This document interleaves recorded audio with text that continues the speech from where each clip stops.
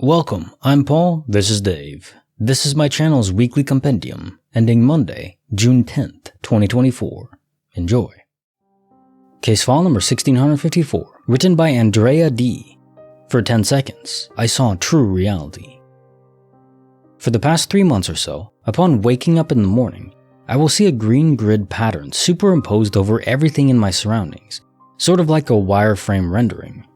It will last for about 5 to 10 seconds before it slowly fades away and everything returns to looking normal. I've started to accept that maybe the Matrix is starting to reveal itself. As concerning as this was at first, I'd gotten used to it, and at this point, I just expect things to look like a wireframe rendering for a little bit every time I wake up. However, last night I came across something else grid-esque that has made me feel uneasy again about these waking grids that I've been experiencing. I was walking home from the bus stop at 3:35 a.m. yesterday, and there is a portion of the walk where I have to walk under 3 trees that are lined up next to one another between the sidewalk and the road. There is also a street light directly across from the street from these 3 trees. Trees 1 and 3 had their leaves casting normal, leaf-shaped shadows onto the sidewalk. Tree number 2 had its leaf casting shadows that looked like this wireframe. I have no explanation as to why the light glinting through the leaves on this one particular tree cause these grid-like shadows. As far as I can tell, all 3 of the trees are the same type of tree, and they were all subjected to light from the same single streetlight. Case file number 1655, written by Zwelsh Dazzler X, the Coca-Cola Enigma. So myself, male 38, mom, female 61, and sister, female 21, went on a shopping day trip into Cardiff, Welsh capital, yesterday. As we were finishing up, I needed to use the toilet, so I left them outside the shopping center and sat down while I nipped inside quickly. On the way back, I almost bumped into a guy, maybe about 19 or 20 years old. He had a red Coca-Cola top on and was carrying a Starbucks cup. I apologized and proceeded to meet up with my family. About 3 or so minutes later, we walked about maybe 100 yards, and this is where I got slightly freaked. As we walked towards the last ship, the same Coca-Cola guy was walking across our path drinking his Starbucks. He turned his head to the right, slightly behind us, and stopped for a second, staring, then walked off past us. I looked behind to see what he was staring at, and there was a guy sitting on a step. This guy was almost identical to the Coca-Cola guy, hair and face. He was also drinking at Starbucks. I stopped to check myself and looked at my sister, who had a puzzled look on her face. I said to her, "Did you see?" To which she cut in, saying, "They were the same person, right?" We both looked in the direction of the Coca-Cola guy, and he was gone. It baffled me. I've read all about time slip and glitches in the UK, even been to Liverpool so many times taking the time to visit reported locations. As I say, I'm skeptical, but I do find the stories and reports interesting. But this is something else. I can't shake what I saw. I don't know if my mind was exaggerating it or not, but the fact my sister witnessed the same thing has got me freaked out. Case file number 1656, written by XX Loose Wayne XX, the Black Adidas Mystery. I have a lot of shoes, but I don't have any double sets. I have 1 pair of everyday shoes. They are black on black Samoa Adidas. These are pretty much my everyday shoes, my most comfortable shoes, and I've only owned 1 pair ever in my life. I've had this pair for 10 years. I have never bought any other pair of Adidas shoes. I have 2 different sets of boots. I have some white tennis shoes, and I have some nice dress heels and sandals and flip-flops, and shower shoes and house slippers. But I have 1 single pair of black on black Samoa Adidas. These shoes are great quality, and have lasted me a really long time. I have never considered replacing them. I have nobody else that I know who would wear the same pair. I have never seen them on anybody else who has come in and out of my house. My son has gigantic feet, and if he somehow had the same pair, they would be a men's 16, so I really do not understand how my shoes doubled. I got home from work and changed out of my work shoes. I took off my work clothes, put on my comfy clothes. I kept my black Adidas on the left side of my bed, tucked under the box spring. I pulled them out and slipped them in, and I went for a jog. I came home, took off my clothes, jumped in the shower, and when I came out, I picked up my shoes to place them back under my bed where they go. And there's already a pair of black Adidas, my exact size, in that spot. I had just pulled out these shoes from that spot to go jogging. It's not like I pulled my shoes from a different location and I somehow have always had 2 pairs and never noticed. This is exactly where I pulled them from, and there is a set sitting right there, under my bed. I pulled them out and looked at them, and they were there, exactly the same.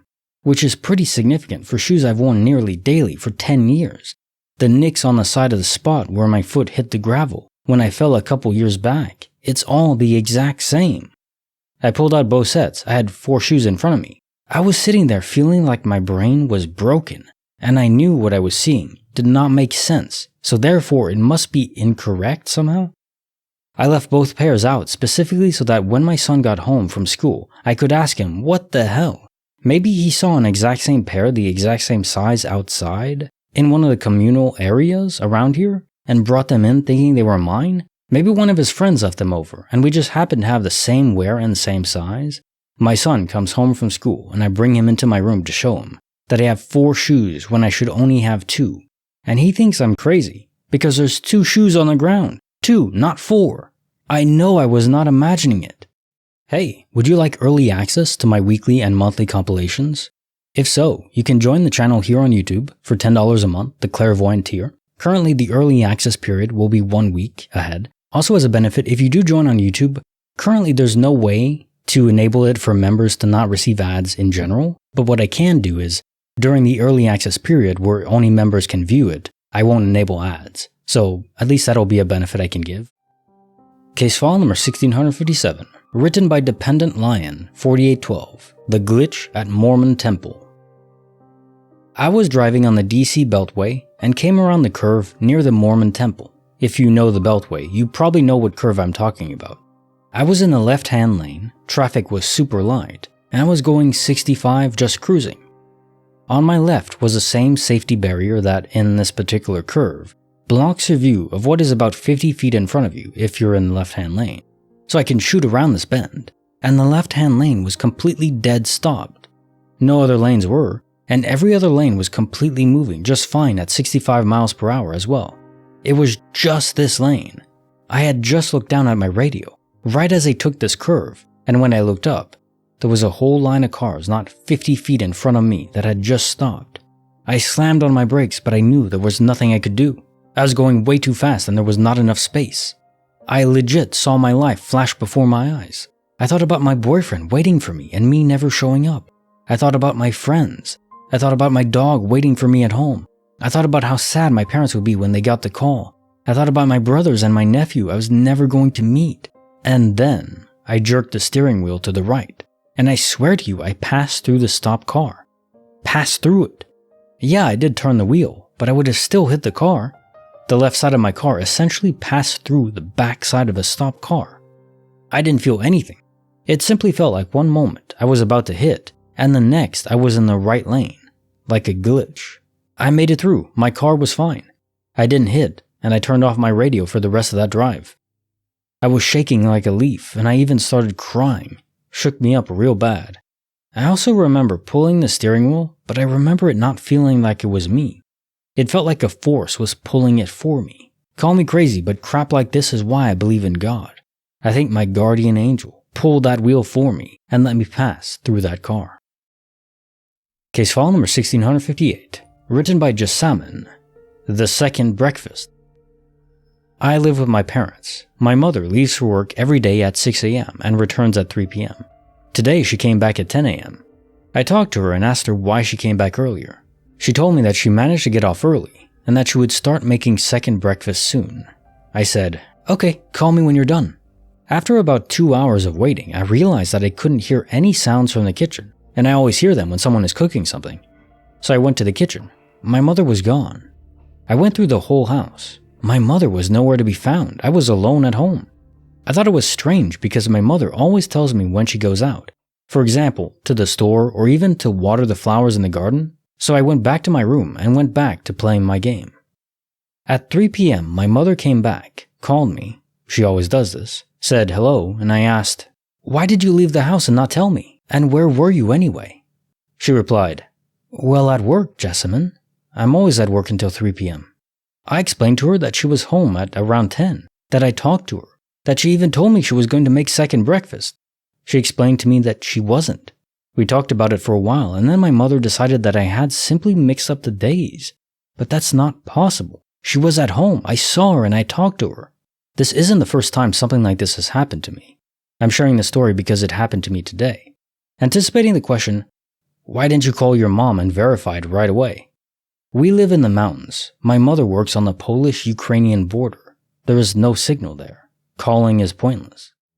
Case file number 1659, written by Thrifty Gal 177, The Campsite Clock. Summer 2011.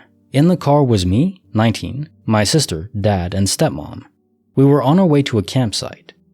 We had other family joining us, my uncle and Nan both arriving separately. Called us saying they were setting off. Did we need anything from the shops, and to let us know their arrival time. We were over halfway there. They would be arriving about 3 hours after us. We carried on driving, switched radio stations, and went through a tunnel. When we came out, the phone was ringing again. It was my Nan asking where we were, kind of relieved that she had got hold of us. My Nan and uncle had already arrived at the campsite? My dad said, "Oh, so you're already there. Save us a pitch then." And my Nan responded, "Where have you been if you're still on your way?" The conversation didn't make sense. My dad got frustrated and said, "What do you mean, where have we been? You just spoke to us. My Nan told us we'd been calling you because we couldn't get hold of you."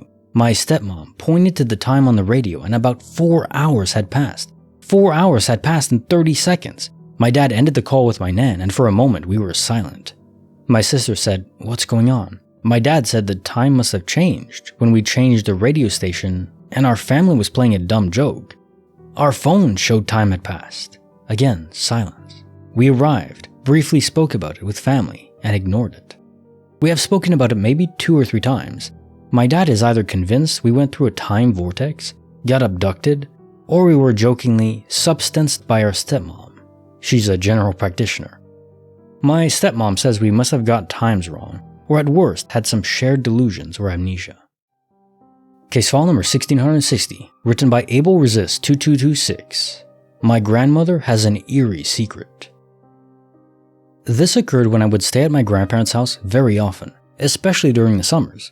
Anyway, I was playing in the living room and my grandma said to me that her and my grandpa were going to the grocery store and that they would be right back. I vividly remember my grandma saying this to me, and even remember the exact jacket she had on as they were leaving. I then watched my grandma and grandpa leave for the store through the garage, hearing the garage door close and everything. I then went back to organizing my Pokemon cards for a little bit. After a while, I got bored, so I decided to go upstairs to try to find something to do.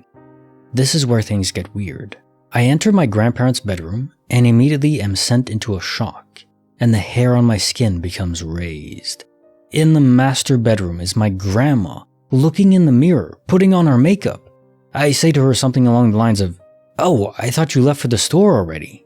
My grandma then turns her face towards me, looks at me for about 5 seconds without saying anything, and then turns back to the mirror to continue her makeup. I was so shocked and confused. I remember feeling really uncomfortable because I thought she had already left. I was trying to make sense of the situation. I left the bedroom feeling uneasy, and I found it odd that she didn't respond. I went back downstairs to continue playing in the living room because I felt creeped out. I was keeping tabs on when my grandma was going to come downstairs to actually leave for the store. After a little while longer, my grandma comes back from the grocery store. I was truly shocked and confused by what just occurred, and was wondering how the hell I saw my grandma doing her makeup in the mirror when nobody was home but me. Case file number 1661, written by Fairy Cat Attack. The journey's most unpredictable. Went to the mall with a friend of mine that we go to all the time. The mall isn't that big, so it's pretty easy to remember the layout and the stores and stuff. Well, one day walking by, it looked like a new store was opening where there used to be a Journeys store. We went in to check it out since we were bored. There wasn't much in it, assuming it was still being put together. And they had these cool plastic chandeliers, so I bought one. They were literally one of the only things in the store. To be honest, none of the stuff made much sense. They had like 5 of these chandeliers, one rack of clothes that literally looked like they were from the early 2000s, super out of style, one of those hand-shaped chairs, and some random accessories at the register. A few days later, the friend I went with said she wanted to go to get one of the same chandeliers for her room. So we went back. When we got to the mall, the store wasn't there anymore, and the Journeys was back. We were confused, so we asked one of the employees what happened to the other store. They had no clue what we were talking about. The Journey/Chandelier store was directly next to the food court area. We asked a couple other stores and food places if they knew what happened to the new store. None of them had a clue what we were talking about. No one recalled any new store being there. We checked the whole mall, no new store existed. What makes it so weird is there's only one food court. It was a very memorable landmark, and we were positive it was in the same spot as the Journey store. Case file number 1662, written by Clarence AI, The Walk Between Worlds. Hey everyone, I have to share something bizarre that happened to me a while ago, and it's been eating at me ever since. A bit of background about me. I'm a 31-year-old guy living in the southeast side of Norway, and I work as a web developer. My daily routine has been pretty much the same for the past 3 years. I walk to and from work, usually arriving at the office around 0530 and leaving around 1400. So here's where things get weird. It was a typical early morning walk to work. I was strolling along the roads on the outskirts of my city, plugged in my tunes, and soaking in the serene beauty of the autumn-winter night sky. My route is pretty straightforward, a dimly lit road with a sidewalk on each side. I always stick to the left sidewalk out of habit. Now I love to gaze at the stars and moon during my walk, especially in the crisp winter air. However, this particular morning took a turn for the strange when my Samsung Galaxy Buds started acting up, losing connection to my phone sporadically. I fiddled with them for a bit but eventually gave up, attributing the issue to a dead battery. That's when I noticed it. The air was thick with a static charge, reminiscent of the atmosphere before a thunderstorm, yet the sky was entirely clear. I tried to shake it off and continued my walk, but then the hair on my arm started to stand on end, and an intense ringing assaulted my ears. I thought maybe I was having a panic attack. They've hit me a few times in the past. So I employed my usual coping techniques. Unfortunately, they were to no avail. In a growing state of alarm, I scanned my surroundings only to realize that somehow, impossibly, I was now on the right sidewalk. I hadn't crossed the road, I was sure of it. An eerie silence enveloped everything. No wind, no distant city sounds, nothing. Even the moon seemed to betray me, showing a phase indicating a week had mysteriously passed. I frantically checked my phone. Dead. My watch had also stopped ticking. The distant city lights, which should have been visible, were enveloped in an unsettling darkness. Now I was genuinely freaking out. I closed my eyes, desperately trying to rationalize the impossible events unfolding around me. My heart raced as the static electricity and the ringing returned. Fearfully, I opened my eyes, and I was back on the left side of the road. The static and ringing had ceased, the moon was back to its correct phase, and the distant city lights twinkled reassuringly. My phone and watch were functioning as if nothing had happened, and apparently only a few minutes had passed. I sprinted the remaining 2.4 kilometers to work, my mind whirling with the inexplicable occurrences. I didn't share this with anyone until now, but there's one more thing. I remembered that my exercise app was running on my phone during the incident.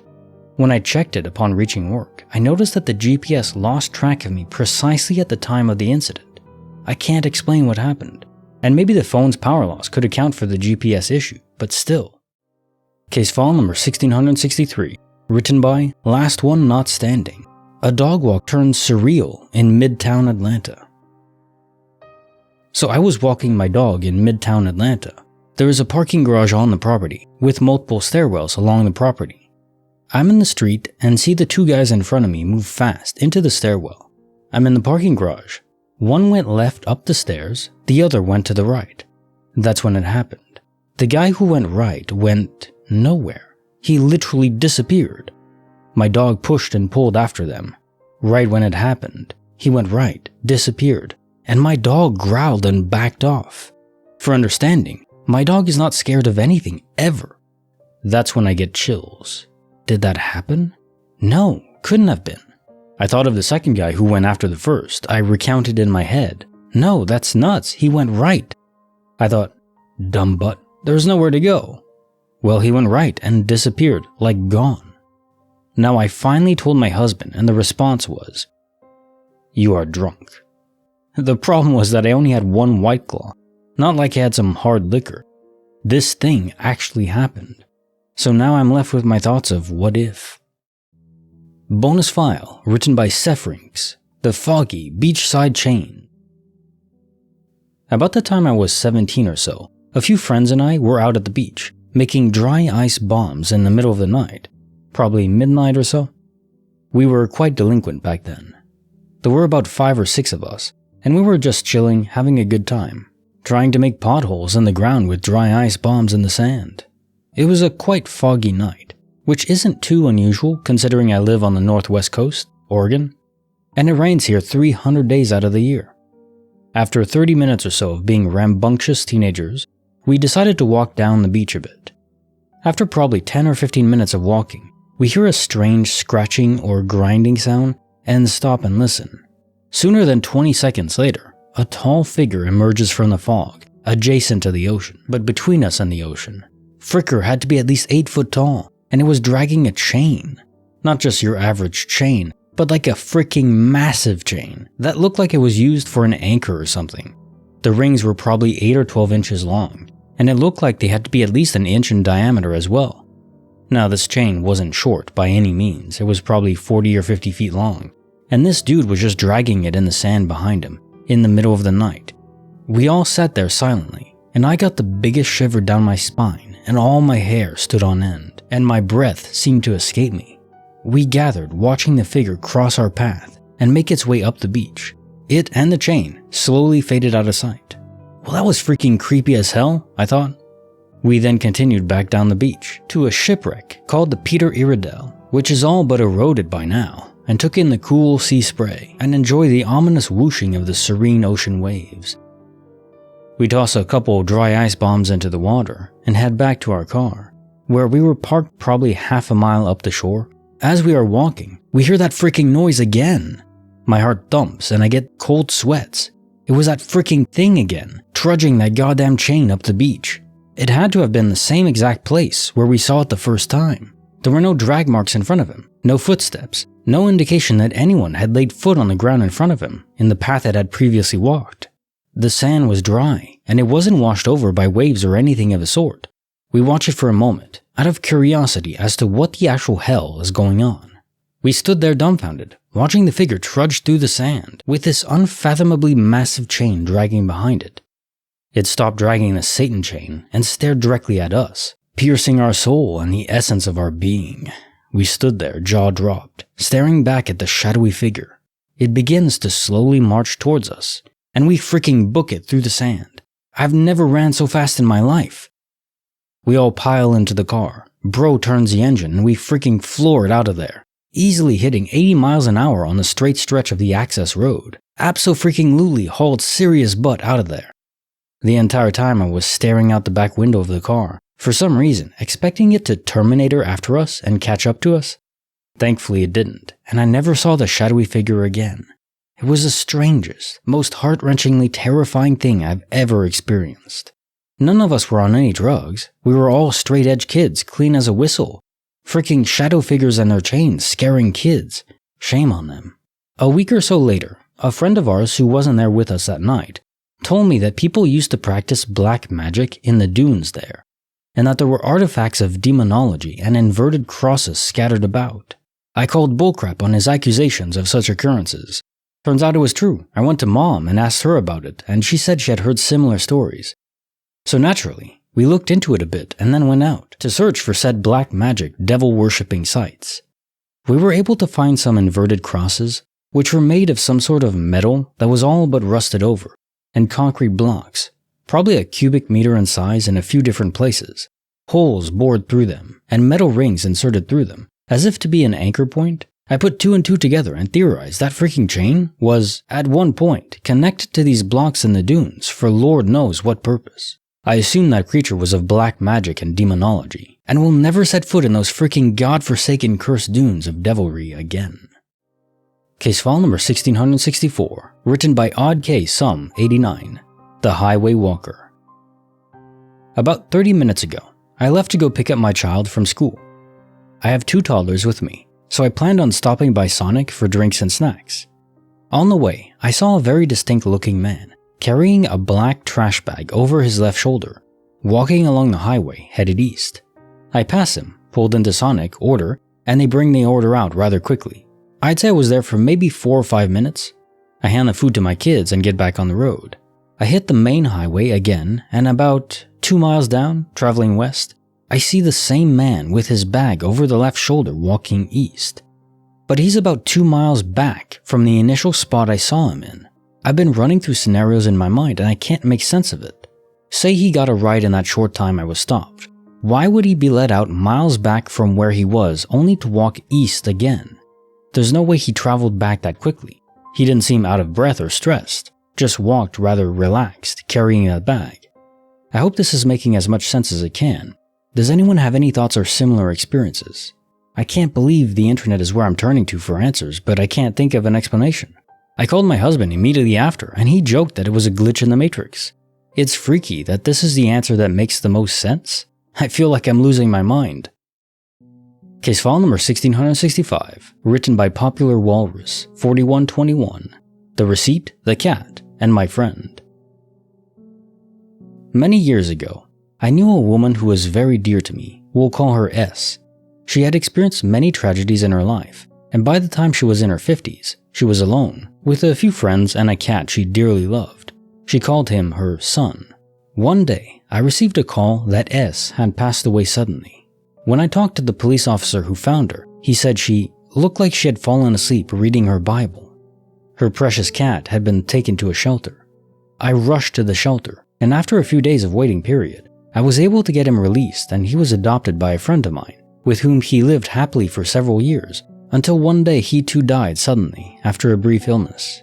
The next day I was running errands and I came out of a store to find a piece of paper on my passenger seat. It was the only thing on the seat, and I swear it wasn't there before. It was a handwritten receipt from a moving company made out to S from a couple of months before she died. I had moved twice and gotten a new car since she passed, and I have no earthly clue why or how I would have this receipt at all, never mind on the passenger seat of my car. But I've always hoped it was S, telling me that she and her son are together and safe. Case file number 1666, written by Weekly Contract 6407. On New Year's Eve, I became invisible to my family. So last night, New Year's Eve, my family had a party at my grandparents' house.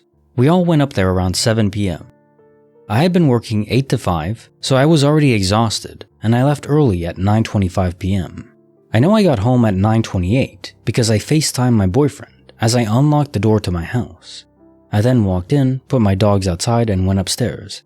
Got changed into my PJs and went back downstairs to let my dogs in because there were fireworks going off. I have a picture I took at 10:09 p.m. of me laying on the sofa with one of my dogs, and another one taken at 10:21 p.m. of the same dog sleeping on me. My brother and dad were both apparently home between 10 and 10:40. They left again after that to go back to the party. However, the weird part, they both say they never saw me in the house. They had even come into the sitting room to check on the dogs because of the fireworks going off. They even looked for me because they wanted to know where I had put something, but they couldn't find me anywhere in the house. I never saw or heard them either. According to my boyfriend, I fell asleep around 10:30 and I fell asleep on the sofa. My boyfriend also never heard or saw them.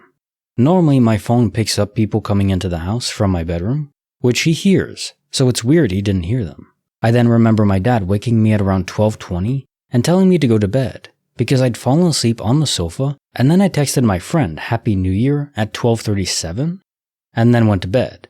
At this point, my boyfriend woke up. He apparently fell asleep around 12 and said Happy New Year, and I texted him back saying Happy New Year. I don't know why I texted him instead of just talking, but yeah. Then he accidentally hung up, so I rang him back and I got into bed at 12:43. However, according to my dad, he didn't get home till 1 a.m. and my brother got home at 12:50, and neither of them woke me up. I wasn't drinking and my dad hadn't been drinking either, so we can't blame this on alcohol. It's also really not like them to team up to mess with me, and also the fact my boyfriend never heard or saw them really confuses me. Normally when I'm on FaceTime with my boyfriend, my dad steals the phone and sits talking to him for 30 minutes, so it's very unlikely my dad would have ignored him. Case also file 1654. For 10 seconds, I saw true reality. So, peering behind the curtain, looking at the fundamental nature of reality, the quantum foam as is, or maybe even the simulation, lines of code along a certain vertice, could be related to visual aura migraines, which I get. If I go out in the sun without sunglasses, then they'll just pop up. For me, they manifest as areas of my vision where nothing is processing at all. It's not like closing your eyes in blackness. It's like areas of vision that are just not processing. Other people get visual aura migraines where they see shapes that are almost oscillating, almost like energetic, which kind of sounds like what you describe, although yours are more defined and they don't vary. Usually in these migraines, it's an aura. It'll start from a certain point in your vision and then spread out and then fade. And usually they accompany very heavy, strong, terrifying headaches. So if you don't get any of that, maybe it's not. There's also visual snow where people see oscillating dots like static on an old TV.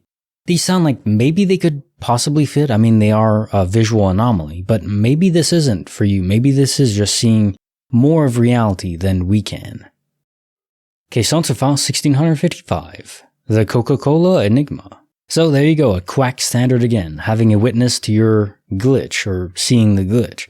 In this case, it's also seeing a person seeing their glitch, their doppelganger in this case. How bizarre would that be? I bet their reaction indeed was extremely confused. Although I can't discount this being a prank, like on Instagram or TikTok, where people go around, they have a twin or even triplets, they're identical triplets or twins, and they just, they hide behind one pillar, come out and, pass someone who notices them. They wear something very obviously, bright and colorful, so they're hard to miss. Then they have their twin or their triplet do it again and again, and obviously just jumbles the mind of the person walking by. So something along those lines, definitely possible. You might be in a video, for all you know, in TikTok, your reaction to their reaction. So doppelganger glitch or TikTok nonsense. Who knows? Also, Dr. Pepper is simply superior to Coca-Cola. I don't understand this brand loyalty to Coca-Cola or Pepsi. They're okay, but they're not sweet enough. Dr. Pepper has that sweetness and also like the plum flavor. Just amazing. So, Dr. Pepper, if you want to sponsor me, there you go. Okay, Sonsa file 1656. The Black Adidas Mystery. So first off, 10 years that you've had the same pair of shoes? Jesus. I mean, that is so long for me. The pairs I buy, they last maybe 2 years, 3 at most, until I start ripping through the tippy toes areas or they peel off almost. Although to be fair, I do walk like 8 to 10 miles a day every single day, so maybe I just use them a lot. But maybe I need to buy better shoes as well. That's possible. Now, this couldn't be some accidental finding by your son or his friends, because the scuff mark was identical. Unless they were intentionally trying to mess with your mind. But then how did they also come into the home and remove the second pair before you showed your son? I don't think that any of that makes sense. I think it's just a duplication event that was corrected by the universe. Now time for the quote of the day. Everywhere is walking distance, if you have the time. Stephen Wright. If you have the time and if you have the will and energy. It really is unfortunate that, cars are amazing. I love that cars exist and highways and all that, but I really wish there was more infrastructure for biking and walking. Maybe I'm just my Canadian roots, North England style cities where you can just walk around or even walk between cities. Imagine doing that, how fit everyone would be if everyone just started walking everywhere, if there was pathways available to do that. And pedestrian bridges over highways to cross them safely, stuff like that would go a long way. If we wanted to be healthier as a society, there's no single move we could do better than encouraging people to walk everywhere. What are the average steps that people get now? 2,000, 3,000 a day, maybe, if that? Because people are driving everywhere. If you go to Europe, I don't think people like to say that the food there is so much better. There's no, food dye and stuff like that. That's why they're not as fat. I think it's simply that they walk and bike everywhere. Even in winter, they just walk and bike everywhere because there's infrastructure to accommodate that. They move their bodies as we're designed to do. And if you do that, you definitely lose weight. Personally, for me, it goes even beyond the standard listed calorie burn. If I walk, say, 10 miles in a day, on paper, that is 1,000 calories burned. But I cannot gain weight. In fact, I can't not lose weight if I walk that much every single day. My normal energy expenditure is probably somewhere around 1,800 calories a day. Because I'm short, I'm 5'6", and I weigh 150 pounds. I don't need a lot of energy if I'm not doing anything. But if I do walk that 10 miles a day, I'll burn an extra 1,000 calories on paper. So then In theory, I could eat 2,800 calories and not gain weight. But in reality, I'll eat 3,000 calories almost every day if I walk that much, and I still lose weight. So something is going on there even beyond the initial calorie burn. So maybe it just ramps up my metabolic rate even beyond that? I don't know. I do feel like I have more energy, which is odd, kind of a contradiction. But the more I walk, the more energy I feel like I have. Our bodies are just designed to move. If you're never moving it, you're going to feel tired, which is, it's the opposite of what you'd expect. But in my experience, that's what happens. If you want to get healthy and lose weight, just walk more, as much as you can. Case also file 1657. The glitch at Mormon temple. In cases of quantum immortality, does our subconscious sometimes shield our conscious mind from the trauma of remembering their own death by constructing these scenarios where instead of thinking that you're ready to die, you believe through this memory that is fictional, created by our subconscious, that you were saved by a guardian angel, or maybe an abrupt move by your own instincts or reflexes? I think there's validity to that hypothesis, even though I do believe guardian angels exist, because of interactions between multiple people, so it can't just be a false memory. But in these cases, I think sometimes we literally just construct it in our minds. We die and we don't want to remember that death because, imagine the psychological trauma from that. There are people that die via quantum immortality and their minds don't shield them from it at all. They remember every gruesome, grisly detail about that event. I can't imagine how that would impact you moving forward. No matter if you understand about glitches or the multiverse, whatever, if you remember your own death, that would drive you mad. It would drive me mad, there's no doubt about that. Case also file 1658. The second breakfast. So, second breakfast, the Hobbit family, Pippin? What about elevensies, luncheon, afternoon tea, dinner, supper? Does he know about those? Nah, all you get is an apple. Be happy with that. Now, as confusing as this must be for you, to bear witness to your mom when she shouldn't be there, probably multiverse side is my guess. I can only imagine it from the perspective of your mom, who is feigning like she doesn't really believe you. But if I was a father who had a son and I came home and he told me that there was someone that looked like me in the kitchen saying they're going to cook dinner or whatever, or second breakfast, I would be very concerned, let's just say, and I would start to barricade the doors and windows, bulletproof everything. You need to protect your family, right? And I'm sure your mom felt the same way. Even if she doesn't believe it's supernatural or anything like that. Again, sometimes humans are the greatest danger we face, not demons or monsters. So yeah, I hope your mom feels okay now. Case also file 1659. The campsite clock. I think your dad was most likely correct. A space-time vortex, or just the space-time portal as we like to call it here. And the key note, this happened inside a tunnel. So you wouldn't be able to see the obvious shift in the position of the sun, the brightness, the angle, the color gradient of the sky. All that stuff within 4 hours would change quite a bit. And it would be very obvious it happened. In this case, you don't have any video evidence in case you were filming. There's less, just words spoken to each other and a clock that says something is wrong. So you all know something happened, but you can't prove it. So if I was the government and I was testing weird technology like this, this is how I would do it, in a tunnel, where people would not have any idea that anything happened, or no way to demonstrate it to others. Just a story. So my guess is, this is government experimentation. Now time for the joke of the day. What is red and bad for your teeth? A brick. Yes, if it comes right at your face and hits your teeth, that's really bad. Dodge if you can. Case also file 1660. My grandmother has an eerie secret. Talk about creepy indeed. Possible solutions would be your grandmother astrally projected back to what she was doing just a few moments ago. She didn't realize it, and her soul wasn't really interacting with the world. It was just on automatic repeat. Or the other possibility is you were seeing into the past, and your grandma could make out that there was someone there, but you were kind of like a blur to her. Maybe she saw you as a ghost even, because you weren't supposed to be interacting with that timeline. One or the other makes sense to me. Case on file 1661. The journey's most unpredictable. Multiverse peering, sure, with a cracked standard to boot. But I just want to take a pause here and recognize how incredibly divergent the multiverse ocean can be. Again, we're talking about quadrillions times quadrillions times quadrillions of possible variations. Every single different energy state or vector of any given particle or oscillation in the field, any field, creates a different universe, a branching path, like a tree spreading its roots, but there's so many roots you can't even come close to visualizing it. So no, it's not infinite, but it's so large it might as well be. Anything that could possibly happen is happening in some universe. So yeah, you have a universe out there with a different store that is selling the weirdest stuff, plastic chandeliers and weird assortments and food and clothes, whatever. I'm sure that's not anywhere near as close to as bizarre as it gets. There's probably a store out there selling dinosaur heads. Who knows? What kind of wonky realities exist? Which is very fun to think about. And especially the idea that we can see it at some point. How far away of a universe can we peer into?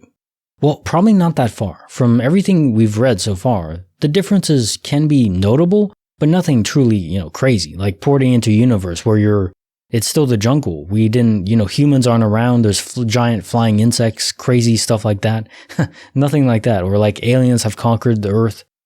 We don't have any stories like that yet, and maybe it's just not possible to peer into universes that far away in the multiverse ocean. It does seem like distance matters. Question file 1662. The walk between worlds. How you describe the walk, being outdoors in that cool crisp air, having the beautiful night sky, the stars twinkling, the moon bright, it just sounds magical. And I mean that beyond any discussion of the glitch, just beautiful magic in nature. Now, the static buildup and the disconnection from your phone, maybe your phone even being drained of battery, that is bizarre, not normally reported in cases of space-time portals, which would explain how you shifted between sidewalks. Or if you were just in a different universe, your soul jumped to a different one where you were walking on the other side. Then the differences in the moon, the shift of the moon, or maybe you were shifting into your body in a week from now along the same walk, the same routine.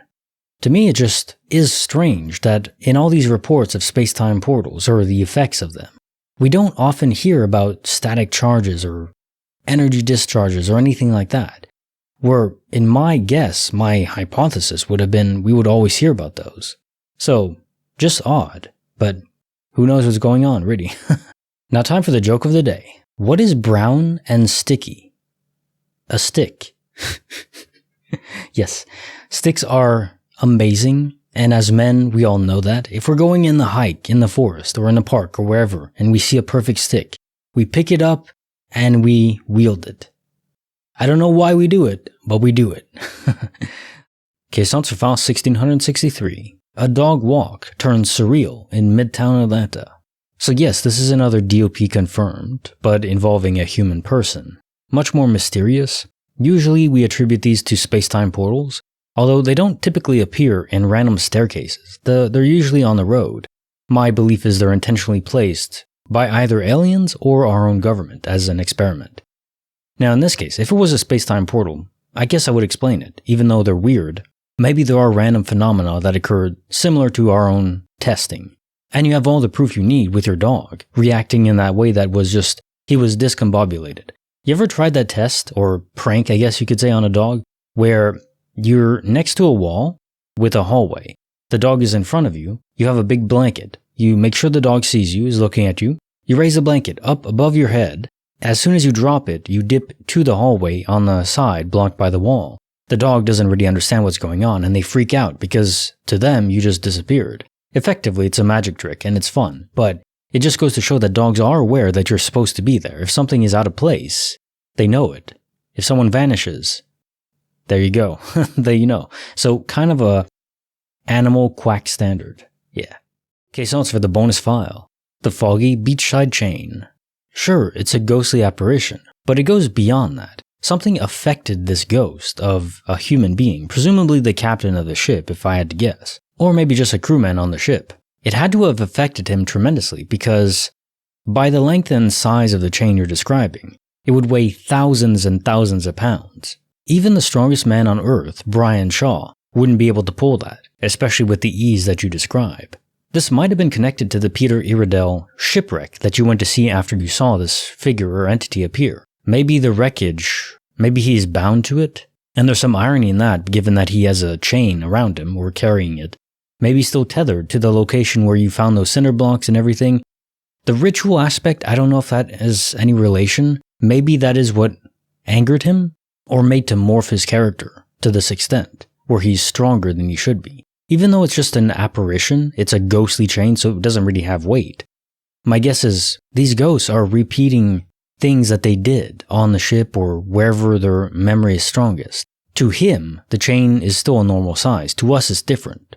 Something converted it or morphed it. And maybe the ritual, I don't know if it's black magic. I think it's just the idea of it. With enough people together, they can influence spirits. Just their minds have that power. Now time for the quote of the day. From the movie Armageddon. I don't know if men are really from Mars and women are from Venus, or if men are from Earth and women are really from Earth too. And the whole thing happens to be one big cosmic coincidence. But one thing I do know is that men and women are different. Harry Stamper, Bruce Willis. Yeah, men are from Mars, women from Venus. It's a good saying because it demonstrates the point. Well, we're not necessarily from different planets, obviously, but it's a fun thought experiment just to point to, yeah, men and women are very different, and that's a good thing, isn't it? It's a weird thing in 2024, even the past 10 years, where the differences between men and women are no longer celebrated. They're either demonized or people pretend they don't exist at all. Isn't that weird? I think it's weird. It'd be like in a video game where there's different roles. You have the tank, like in Overwatch, you have the tank, the support, and the damage dealer. It would be like trying to blend them all together into just an ocean of homogenized characters. Everyone's the same and can do the same thing as everyone else. No, that's not real life, and it wouldn't make sense either. It would be boring, which is kind of where things are now. Why are we making things boring and just plain and sterile? I don't get it. Okay, so let's file 1664. The Highway Walker. So this is a classic spacetime portal on the highway, the freeway, roads, perfectly fits. And there's a good chance that the man that was walking, maybe homeless, who had the trash bag, he probably didn't even notice that he crossed into one. That's why he's not sweating, he's not stressed. I mean, if you think about a freeway, in a long stretch of a freeway, if you're not next to a building or some obvious landmark, some specific area in the geographic landscape that has some difference from the sameness from the trees and the pavement, well, you wouldn't even notice. I mean, if you're only ported back a mile or two, it could be basically the same thing in your vision. You're just, maybe walking slightly, looking down a bit, and then you're ported back. But it's also seamless, and the new location looks basically identical. You wouldn't even notice. My guess is he never even noticed. He went back 2 miles. He might notice eventually when he gets to his destination, realizing he's 40 or 50 minutes later than he expected to get there. But, he would just attribute that to walking slowly, being tired, lethargic. So yeah, my guess is he'll never even realize what happened to him.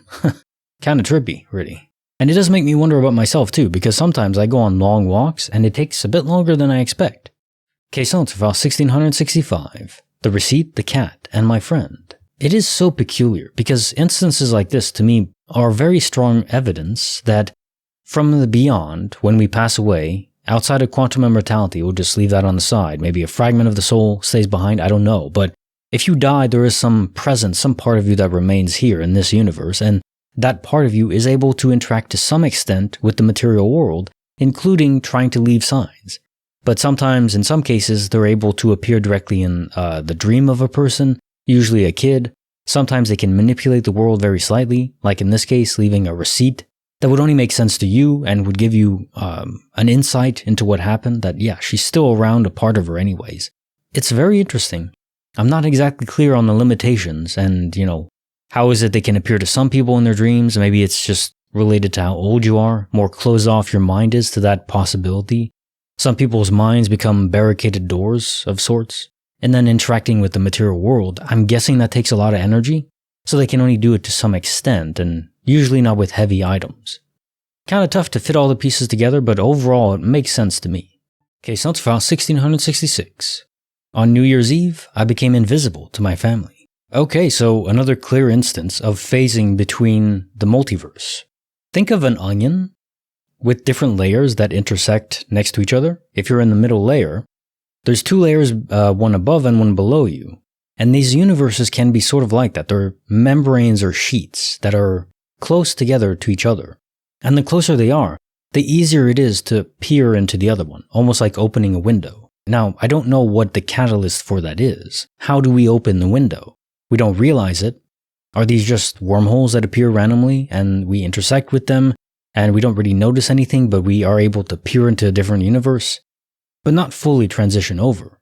Just our minds temporarily go there? One thing that's interesting is if we're talking about an onion, well, it's in 3-dimensional space, 4 with time. But if we're talking about the multiverse ocean, there's no knowing how many dimensions in that layer of reality there are. Maybe it's still confined to the 4 dimensions of space-time we exist in now, but if we're talking about the multiverse ocean, well, there might be many dimensions higher than us. And if that's the case, the number of universes that could intersect ours nearby could be tremendous, could be hundreds or thousands or even more. So it would explain the variety of multiverse sight. However, in terms of the universes that are really far away from ours, that do not intersect in whatever dimensional space we're talking about, I think those universes that are really far away, they're only accessible to us via quantum immortality. Now time for the quote of the day, from the movie Contact. Are we happier as a human race? Is the world fundamentally a better place because of science and technology? We shop at home, we surf the web, but at the same time we feel emptier, lonelier, and more cut off from each other than at any other time in human history. Palmer Joss. What a prescient quote that is, given the time it was written in. This was in the 90s, if I recall.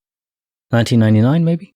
So we're talking about several decades away. And even back then, I mean, people were not nearly as disconnected. It's an order of 100 magnitudes difference from when this movie was made. And you know, this is funny as someone who is running a YouTube channel, who needs the internet to interact with so many people at once. And it's incredible what that has permitted people to do. Enabled. So I love it for that. But there is an element of the human condition that is lost. We don't really meet people in real life anymore. You know, I was watching Stranger Things again, and the 3rd season, no spoilers, but it takes place in a mall, more or less, and that vibe, that 80s, 90s, early 90s vibe of just going to the mall and hanging out, you know, even in the early 2000s I would do that. And there's just something pure about that, you know? We've lost something that maybe we can never get back. Kind of a somber note to end the show on, but hey, it's something to consider. I mean, you know, just interact with other human beings more in real life. We need that. As much as we need food and water and oxygen, we need human connection as well. Real connection. Not just digital. Like the video, subscribe, hit the bell. Kinetic Symphony signing off.